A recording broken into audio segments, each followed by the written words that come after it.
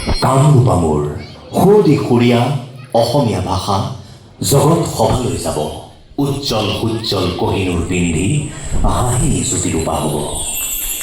সুদি সুৰীয়া অসমীয়া ভাষা জগত সভালৈ যোৱাৰ বাসনা কৰিব পৰা এইগৰাকী ব্যক্তি আছিল বিশ্বশিল্পী। শিল্পী মই তিনিও কালৰ, অতীতৰ, বৰ্তমানৰ, অনাগত ভৱিষ্যত।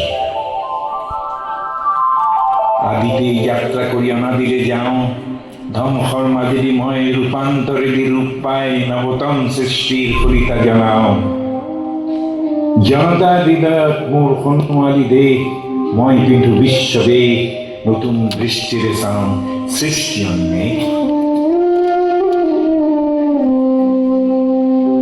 নানা ভাষা, নানা আশা, নানা জাতি বৰ্ণ যিনি, মই শুনো ঋণী ঋণী বিশ্ব জনতাৰ এক অপূৰ্ব সংগী।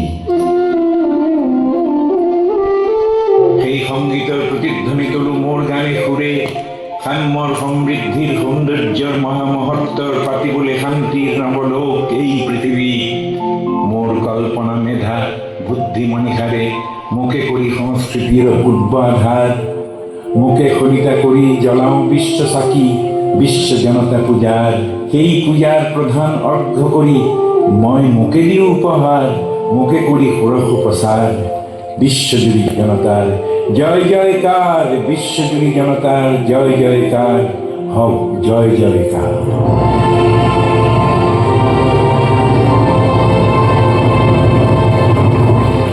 বিশ্বজুৰি জনতাৰ জয় জয়কাৰ হোৱাৰ বাসনা কৰিব পৰা এইগৰাকী ব্যক্তি, যিগৰাকী অসমৰ সামাজিক সাংস্কৃতিক আৰু সাহিত্য জগতত খলকনি তুলিব পাৰিছিল। অসমীয়া জাতিক পুনৰ উজ্জীৱিত কৰিবলৈ গীতে মাতে যিগৰাকী ব্যক্তিয়ে অসমৰ যুৱ শক্তিক উজ্জীৱিত কৰিব পাৰিছিল, যাৰ মুখৰ কথা, মনৰ চিন্তা আৰু হৃদয়ৰ অনুভূতিৰ লগত নিজৰ কামৰ আছিল নিবিড় সমন্বয়। তেৱেই আছিল প্ৰবাদ পুৰুষ জ্যোতিপ্ৰসাদ আগৰৱালা।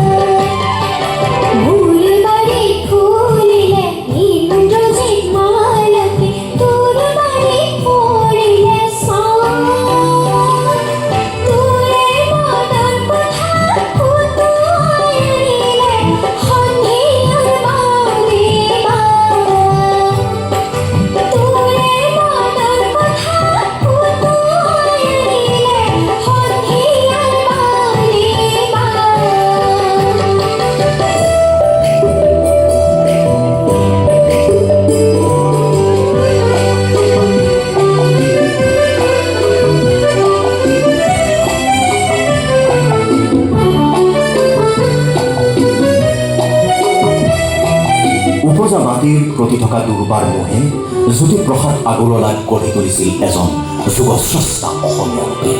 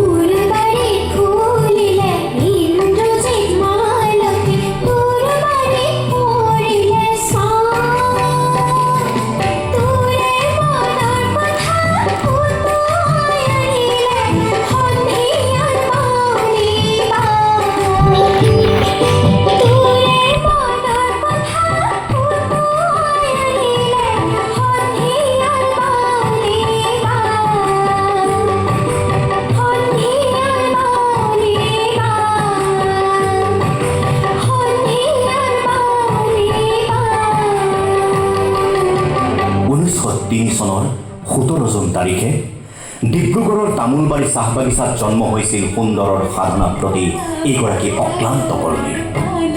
দেউতাক পৰমানন্দ আগৰৱালা আছিল এগৰাকী সংগীত সাধক। পৰমানন্দ আগৰৱালা আৰু মাতৃ কিৰণময়ীৰ 7টি সন্তানৰ ভিতৰত প্ৰথম আছিল জ্যোতিপ্ৰসাদ আগৰৱালা।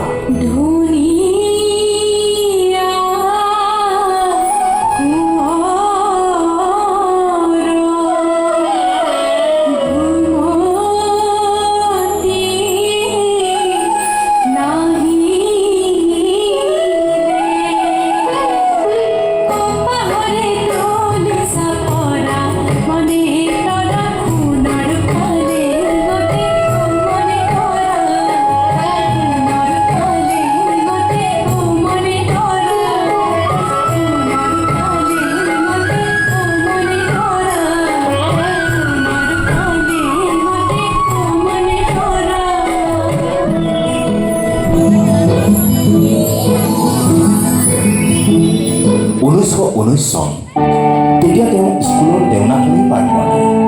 কিশোৰ জ্যোতিপ্ৰসাদৰ একান্ত ইচ্ছা দেখি সেই সময়ৰ আন্দোলনৰ ছাত্ৰ নেতা অন্য কুমাৰ দাস আৰু লক্ষ্মীধৰ শৰ্মাদেৱে তেওঁক আন্দোলনৰ কাৰ্যসূচীৰ সংগীত বিভাগৰ দায়িত্ব দিয়ে। জ্যোতিপ্ৰসাদৰ সংগীতৰ সাধনাই যেন নতুন পথৰ সন্ধান কৰে।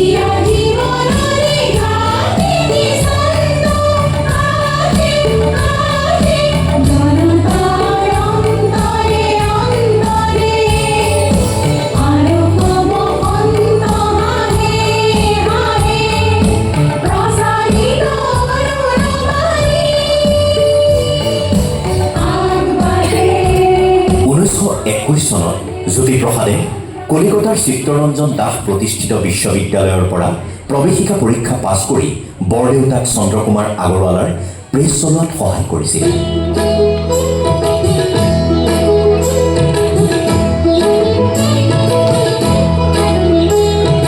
1926 চনৰ ছেপ্টেম্বৰ মাহ তেখেতৰ সহযোগত 7 মাহ ধৰি কথাছবি প্ৰযোজনা কৰা প্ৰশিক্ষণ আৰু পশ্চিমীয়া সংগীতৰ প্ৰশিক্ষণ লৈ ঘৰৰ ল'ৰা ঘৰলৈ বুলি ঘূৰি আহে।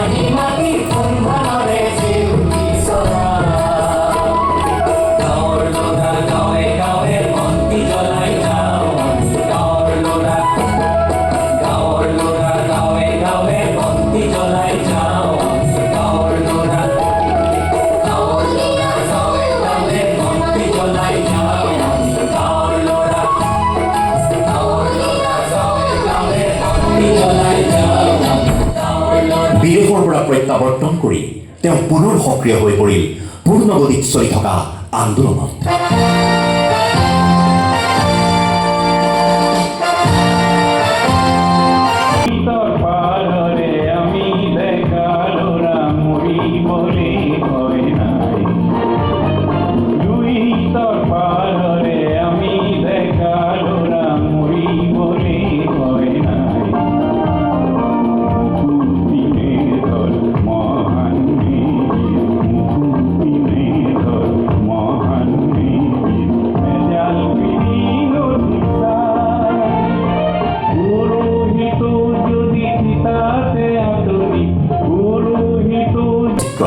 শিশুৰ দৰে প্ৰথম খোজ পেলাবলৈ ওলাইছিলহে মাত্ৰ তেনে ক্ষেত্ৰত অসমীয়া বোলছবি উলিয়াবলৈ চেষ্টা কৰাটো কম দুঃসাহসৰ কাম নাছিল। আৰ্থিক অনাটন, অভিনেতা অভিনেত্ৰীৰ অসুবিধা, দৃশ্যসজ্জাৰ সামগ্ৰীৰ অভাৱ আদিৰ মাজেদি ভোলাগুৰি চাহ বাগিচাৰ অস্থায়ী চিত্ৰবনত আৰম্ভ হ'ল অসমীয়া চিনেমা শিল্পৰ বাককটীয়া জন্মভূমি। কি কমে দুখৰে কথা, অমৃত মধুতে বিহু পৰিলে, মিঠা গলে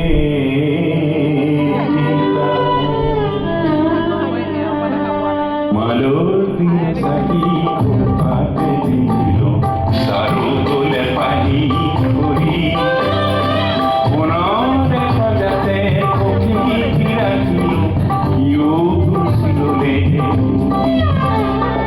মালোর সাকি পাতে দিল সারু গোলে পানি করি, মনরে বাজাতে পক্ষী রাখিল ইউ ঘুষিলে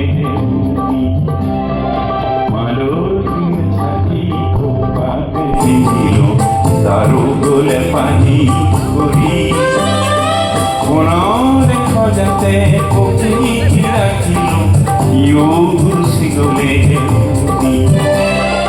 মালতী সাথী খোপাতে দিল তারু গোলে পানি করি, কোনরে খজাতে। এপিনে ৰাজনীতি আৰু আনপিনে শিল্প সাহিত্য সংস্কৃতিৰ সাধনা।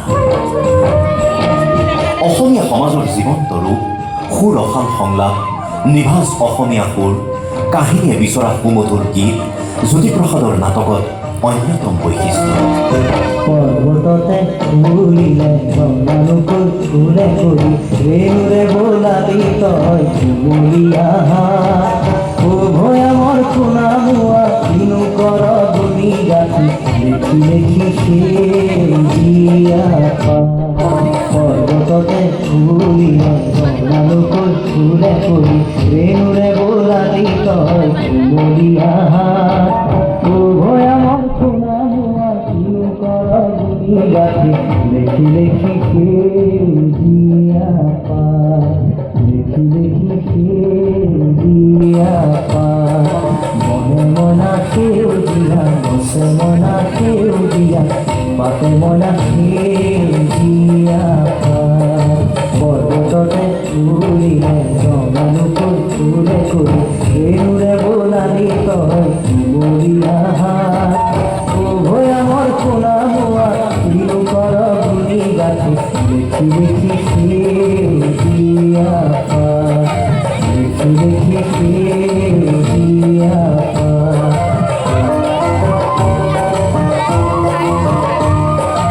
লেখি লেখি সেউজীয়া।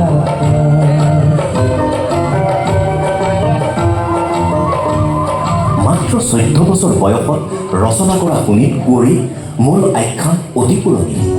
গীতবোৰ বিয়ানাম, আইনাম, বনগীত, বিহুগীতৰ নিভাঁজ সুৰেৰে ৰচন জনাই থকা।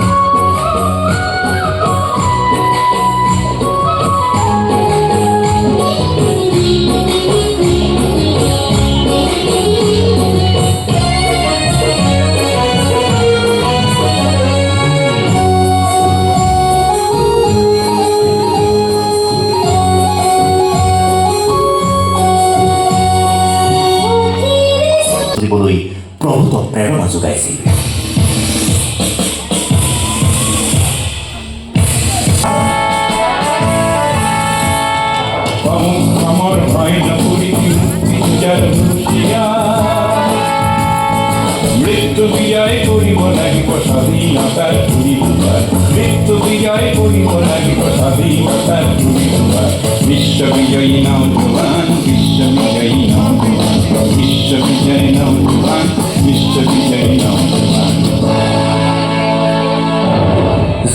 দুৰাৰোগ্য কৰ্কট ৰোগত ভুগি থকা সময়তো জ্যোতিপ্ৰসাদৰ সৃষ্টিশীল মনটোৱে বিচাৰি ফুৰিছিল নানা বৰ্ণৰ নানা গন্ধৰ ফুলবোৰৰ বাস্তৱ সান্নিধ্য।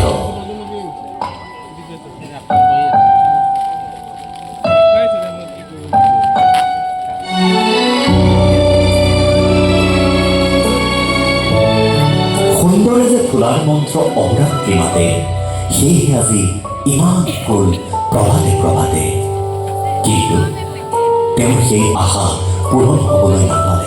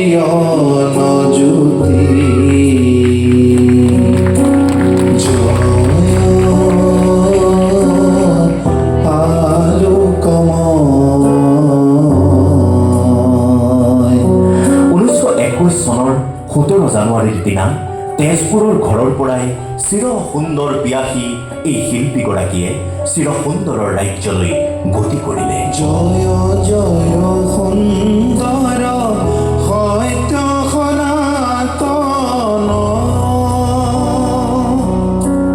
জয় জয় সুন্দৰ সত্য সনাতন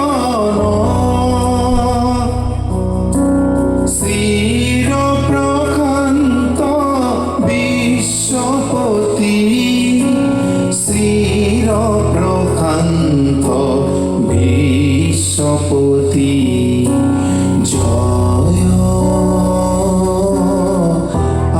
আলোকময়। আজীৱন ৰূপতীৰ্থৰ যাত্ৰী, আজীৱন ৰূপতীৰ্থৰ সেৱক, সুন্দৰৰ সৈনিক ৰূপকোঁৱৰৰ এনে প্ৰতিভাৰ বাবে অসমৰ জনতাই এই শিল্পীজনলৈ যাচিছিল ৰূপকোঁৱৰৰ সন্মান। কোটি বিশ্বব্যাপক হে মহামনাধীপ কোটি বিশ্বব্যাপক হে মহামনাধীপ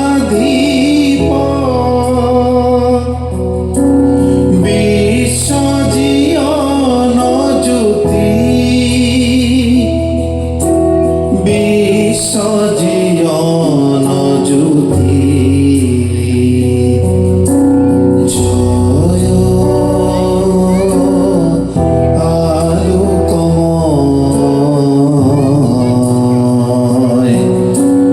জয়